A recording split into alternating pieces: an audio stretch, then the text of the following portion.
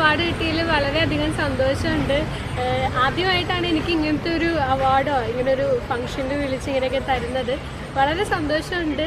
കുറേ കഷ്ടപ്പെട്ടിട്ടാണ്, പക്ഷേ ഈ കഷ്ടപ്പാടിനൊക്കെ പുറമെ എൻ്റെ മാതാപിതാക്കളുടെ കരങ്ങളാണ്. അവർ എന്നെ പ്രചോദിപ്പിച്ചതും അവരുടെ കഴിവാണ് എനിക്കിന്ന് ഇത് കിട്ടാൻ കാരണം.